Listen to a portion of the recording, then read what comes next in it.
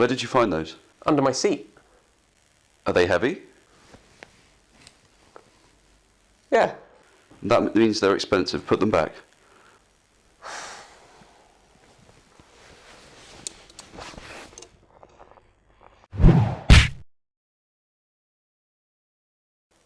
Hello, I'm Chris. And I'm Tom. And you're watching That Review Show.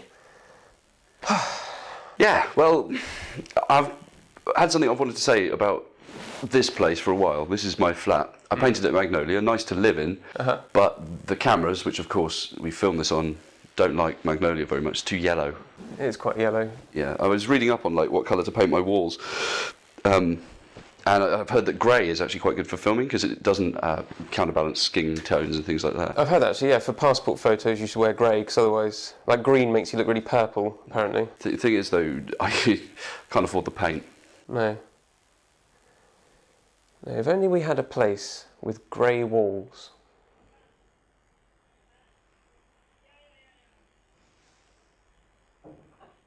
Should we give it a go? Okay.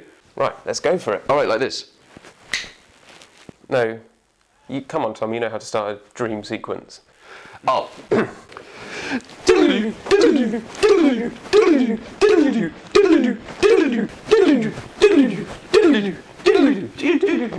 Oh wow! Ah, This is your place?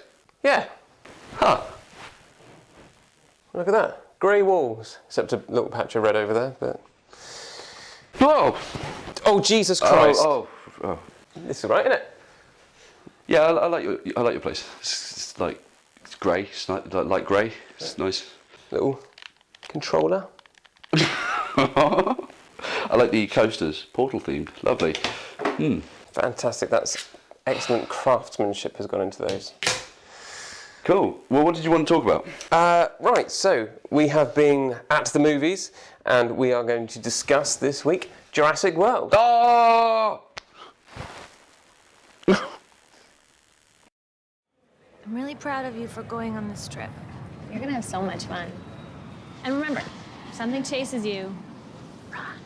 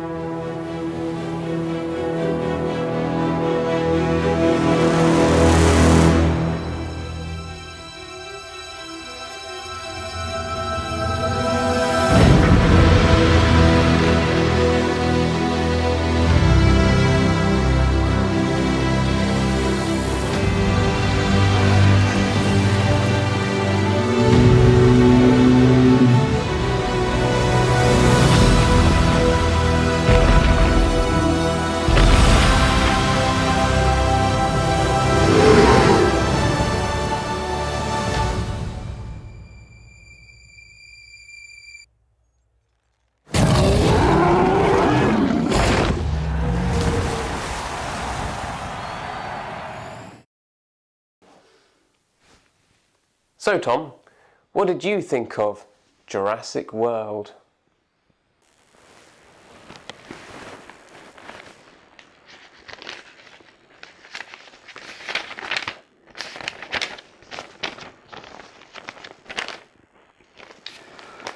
Dear Jurassic World, I understand perfectly your reasons.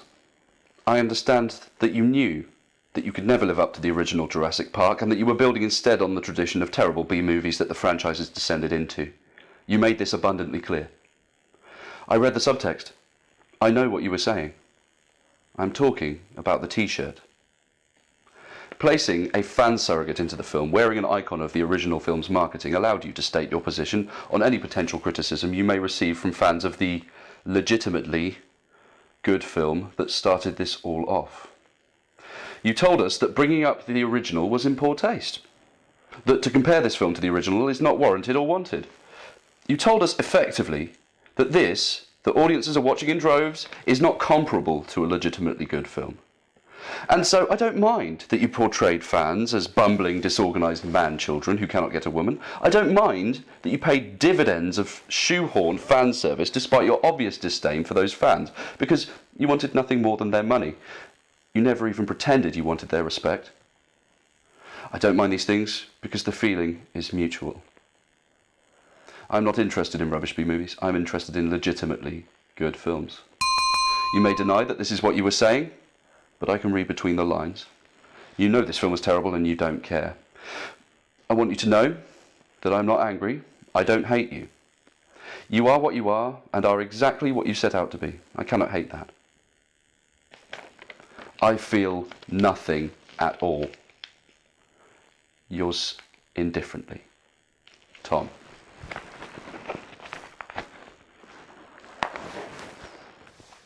So I didn't mind this film. I thought I would hate it. I didn't particularly like it. I thought there's some good things about it. The action scenes were fine. I mean, it took long enough to get to them. It was quite a boring film, long stretches of just blah. The characters were meh. The plot was meh. The villains were meh. And if I'm going to get really nitpicky, I know this is the kind of film where you need to suspend your disbelief, but it did raise some questions for me. Even within the world, I know, fine, they've created dinosaurs, suspend disbelief, but even within that world, there were things that just didn't make sense to me. When Chris Pratt is first running from the Indominus Rex and hides under the car, why does he cover himself in petrol? Is it to mask the smell of meat? Because that's fine, but they set up in the movie that the Indominus Rex can sense heat signatures like a snake. Does petrol hide your heat signatures? Why was the aunt of the two children who ran the park an android? Why did she have psychic powers and know that the guy was going to knock his drink off the desk and move the bin in place before it happened? Why was Dr. Wu back and so indifferent to the fact that his work in the first Jurassic Park had led to the deaths of his colleagues? Why was Dr. Wu then revealed to be an evil scientist Bond Euro villain with a turtleneck and a briefcase? Why did Chris Pratt and Bryce Dallas Howard have to kiss at the end? Their playful antagonism was fun when they talked about their date that didn't go very well. Why did they have to fall in love? Why did the kids have their parents getting divorced subplot? It was only mentioned once, and it was never resolved. Why did the mum of the kids phone the aunt really angrily when she found out she wasn't spending time with the kids and have a go at her for working too much when it was supposed to be a family weekend? If it was a family weekend, why was the mum calling from a meeting and not with the kids either? Why did Chris Pratt not shoot the raptors when they were circling him and ready to eat him? Is this love? Why did the billionaire investor who had taken over John Hammond's legacy decide that he needed to be the one to pilot the helicopter with a machine gun that was going to hunt the Indominus Rex? Could he have not got one of the many mercenaries to pilot the helicopter? Why did Chris Pratt deliver lines that started from off-screen and then walk into the shot and put his hands on his hips? Was that meant to be funny? Because it was. In the T-Rex paddock, why did they try to lure the T-Rex to the goat by using a flare? In the first film, they lured the T-Rex with the goat. Is meat now insufficient for T-Rexes? Do they breed them to respond to flares above their natural instincts for meat? Why did Bryce Dallas Howard's character know at the end of the film to light a flare and run away from the T-Rex and then throw the flare at the Indominus Rex? Was that her plan all along? After the T-Rex and the raptor fought the Indominus Rex, why did they just look each other in the eye and then walk away from each other? Were they intelligent enough to know that they had vanquished a mutual enemy? Why does the raptor look at Chris Pratt at the end of the film and then run away when Chris Pratt shakes his head? Was he looking for a home?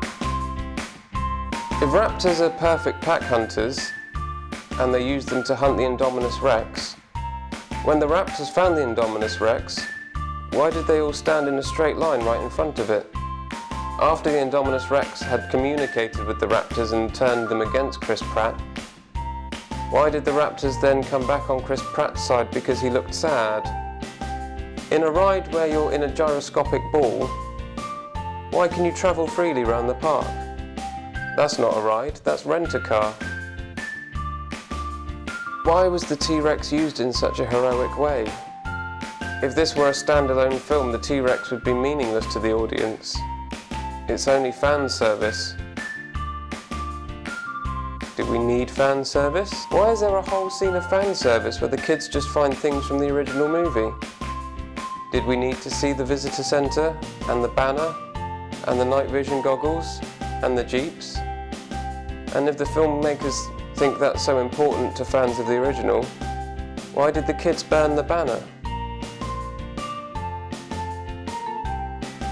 When the Indominus Rex escapes, it claws the walls and hides its heat signature so that they think it's out of the paddock when it's really still in the paddock. But how does it know to hide its heat signature? Does it know they have thermal cameras? Does it know what thermal cameras are for? When the Indominus Rex claws out its implant, Chris Pratt says that she did it because she remembers where they put it. But does she know it's a tracking device? Because that's the implication. How would a dinosaur know something like that?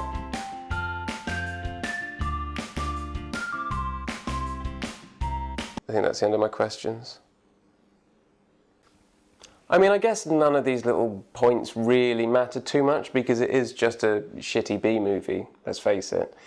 But it is just, it took me out of the world quite a lot. Overall, it's not bad. I mean, it's boring. Chris Pratt I liked a lot more than I thought I would, but I think it's because he was boring. He wasn't being comedy Chris Pratt, who I find slightly irritating. I don't think he's as amazing as everyone else thinks he is. So when he was actually just playing it quite straight, I was sort of fine with him. He had a couple of nice lines, a couple of good moments.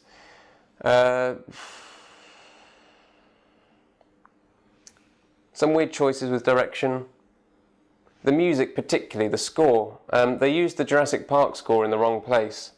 In the original Jurassic Park, it really creates that sense of wonder as you see the brachiosaur for the first time and you get the na-na-na, na-na-na, and then eventually you see all the dinosaurs out in the distance at the waterhole and you get the na-na-na-na-na-na.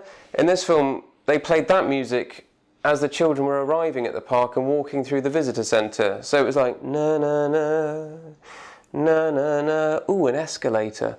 Na na na na na na na, and the information booth, na na na na, and then when it builds up and you get the real big na na na na na, it was as they opened the door in the hotel room, and it's like da da da da da, oh, some buildings and trees.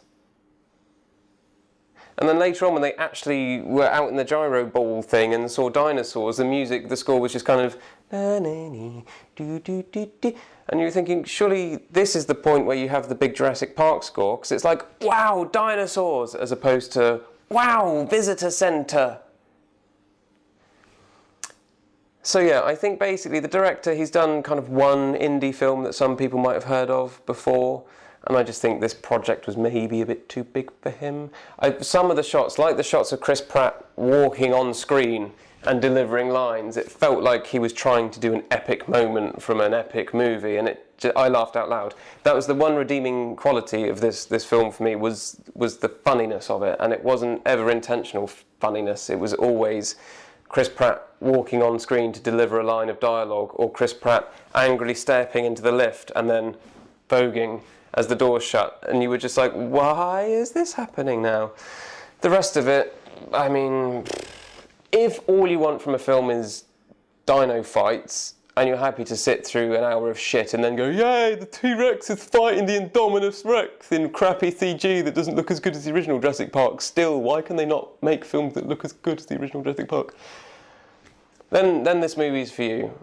So I guess that's really my, is it worth the ticket price? Is it worth the ticket price? Yeah. If all you're in for is you just want to get to the final scene where dinosaurs fight in shitty CG, yeah, fine. Go. It's only an hour 45 minutes. You're not wasting too much of your life. It's not like Transformers or anything.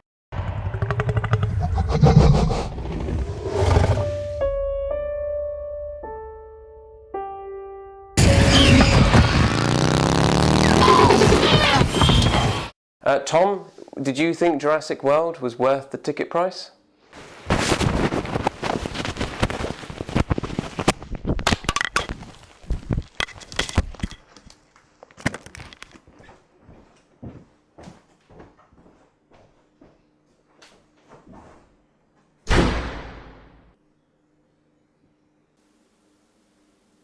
Is that a yes?